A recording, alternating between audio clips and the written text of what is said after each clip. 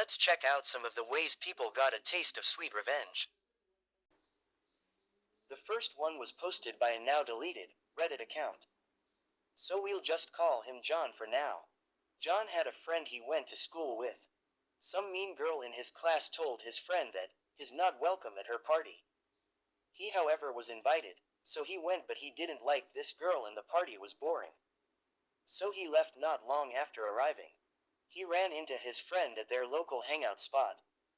They got in his car and went to the mean girl's street and parked in front of her house.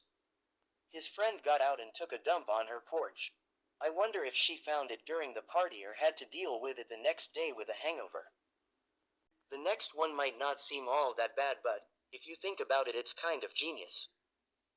Posted by Reddit user Sam Lowry27B6, he explained his petty revenge story. A man sat in Sam's reserved seat at the cinema. He asked him politely to move, but he refused, and told him to F off, with his kid sitting next to him. Sam noticed the man kicked off his shoes, and they were under the seat in front. When the movie was on, and the lights off, he stole them in the darkness, and put them in a bin on his way out. Now, I know, it might not sound all that crazy, but just imagine, this guy had to walk bare feet for the rest of the day, or until he got home. He obviously thought about what could have happened to his shoes, and eventually realized it must have been Sam. Instant regret must have hit him right there. Posted by Reddit user Hurricane Hedda. We'll just say Hedda. According to Hedda, him and his friend had a $2 bet on the exact phrasing of a movie quote. His friend was irritated that Hedda was right, however he did keep his promise, and gave him the $2, but gave it to him in pennies. But hang on, because that's not the sweet revenge part. About a year later, Hedda snuck into his friend's house and left the pennies everywhere. And when I say everywhere, I mean it. He left it in his shoes, CD cases, spice jars, inside toilet paper rolls. Even between plates that he hardly ever uses. So he'll be finding pennies around his house for the next few years. This kind of revenge is my favorite, because it's silly, fun, and doesn't actually cause any harm. I think I need to get in touch with Hedda. I would love a friend that gives me money as a prank. Even if it's pennies, money is still money, am I right? On to the next one. Posted by Reddit user Benny Benjamin. This one is more a good case of karma, rather than revenge. His mom and dad went to a WWE event in Seattle, in 2003. They had an aisle seat, but they were about 10 rows back. The guy they were sitting next to came, with two friends. He kept on pushing people out of the way to get as close to the aisle as they could, to get great pictures of the wrestlers. He kept on doing this all throughout the event. By the time the event ended, the guy who kept pushing people out of the way was having a meltdown. Ben's dad goes and asks a friend what's wrong with the guy. It turns out that he didn't have his memory card in the camera. Meaning all those pictures he took after pushing people out of the way didn't save. Posted by Reddit user Cuddle. He had a friend whose pumpkin display for Halloween, that he had on the end of his driveway, would be run over by the neighborhood jerk. This happened every year, so his friend decided to put a stop to it. He withdrew money from his savings account, so that he would have enough to buy the largest pumpkin he could find. Along with several large bags of concrete. He filled the pumpkin up with it, and made a real pretty display. So when the guy passed his house again, being the jerk he is, he just couldn't resist running over it again. He broke the axle of his car when he hit the pumpkin. Unable to drive away, Cuddle's friend even had the jerk's car towed away.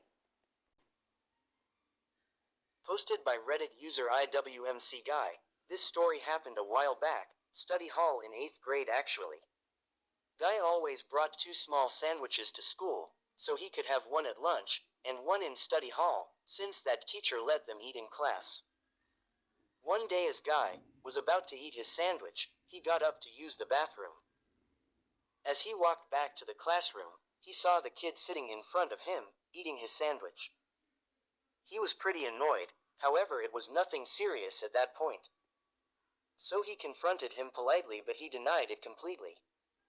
Guy left his sandwich on his desk the next day, just to make sure that it was him, and what do you know, he caught him with it again. So on the third day, he hatched a plan.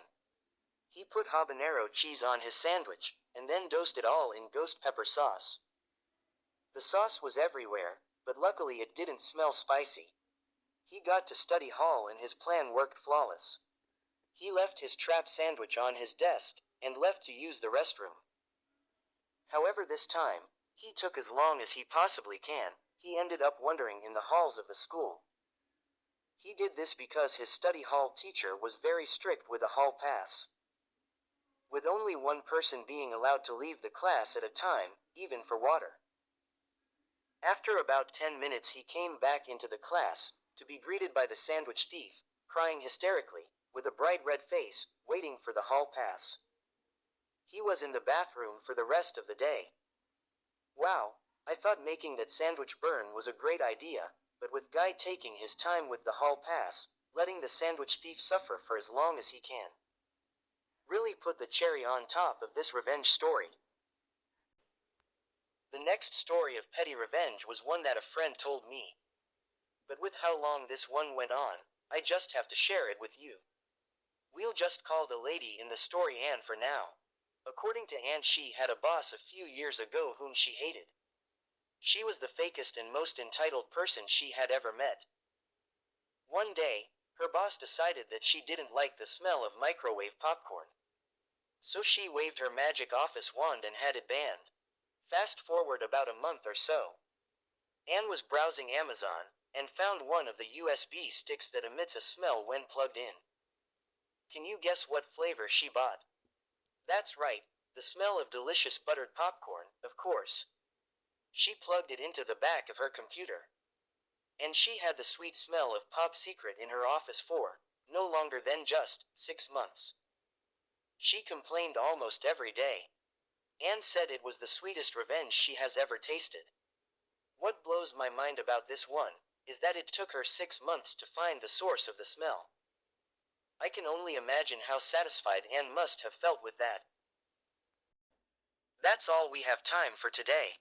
Let me know in the comments if you have any topics you would like to see a video about.